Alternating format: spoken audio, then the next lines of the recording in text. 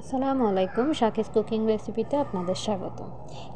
শীতকাল মানে আমরা কম বেশি সবাই নানান ধরনের পিঠা বানিয়ে থাকি। আজকে আমি চট্টগ্রামের একটা পিঠা বানিয়ে নিব, যেটা হচ্ছে বিনি চাল দিয়ে মোটামুটি করে সবাই।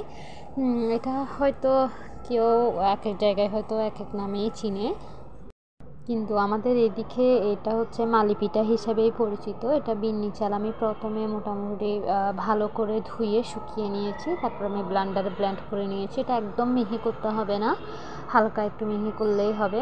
ওই পর্যায়ে আমি এখানে 2 কাপ পরিমাণ মতো পানি পার দিলে আর 2 কাপ পরিমাণ দুধ একসাথে নিয়ে এখানে আমি এলাচ, তারপরে হচ্ছে আপনার তেজপাতা আর দারুচিনি ফার্স্টে দিয়ে নিয়েছি।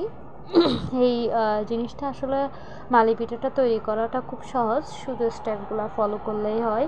আর এখানে হালকা একটু লবণ দিয়ে দিয়েছি পরিমাণ মতো। আমি কিন্তু এখানে কোনো ধরনের চিনি অ্যাড করব না, কারণ এটা হচ্ছে আসলে রস দিয়ে খাই, যেহেতু খেজুরের রস, সেই জন্য এখানে চিনি অ্যাড না করাটাই ভালো।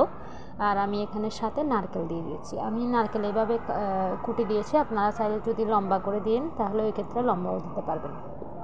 যখন এটা মোটামুটি ভালো হয়ে সিদ্ধ হয়ে আসবে, ওই পর্যায়ে আমি হালকা হালকা করে হচ্ছে আগে থেকে করে রাখা বিনি চালের গুঁড়ো দিব। এখানে কিন্তু একসাথে সবগুলো দিলে আপনি পরিমাণটাও বুঝবেন না, ওই ক্ষেত্রে এটা শক্ত হয়ে যাবে। সেই জন্য আপনি চাইবেন যে হালকা হালকা করে দিয়ে এটা নাড়তে। যখন এটা একদম মানে মোটামুটি ডোও না, কিন্তু হচ্ছে আমরা রুটি বানানোর সময় যেরকম করে ডো মিক্সার করি ঠিক অনেকটা সেই রকম, কিন্তু মিক্সারটা হবে একদম লিকুইড টাইপসের হালকা। এটা হচ্ছে ঘনত্ব চলে আসবে, অর্থাৎ আমরা পায়েস যেরকম তৈরি করি অনেকটা ঠিক সেই রকম।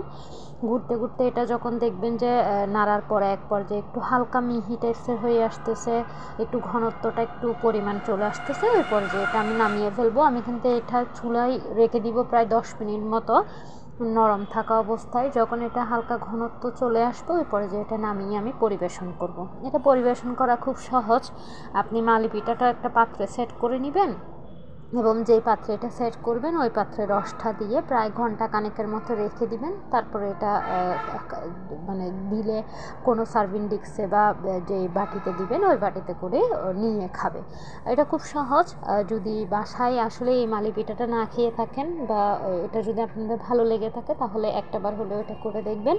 আর অবশ্যই কেমন হয়েছে সেটা আমাকে কমেন্টস বক্সে জানাবেন। আর ভালো লেগে থাকলে অবশ্যই লাইক, কমেন্ট অ্যান্ড শেয়ার করবেন। আসসালামু আলাইকুম।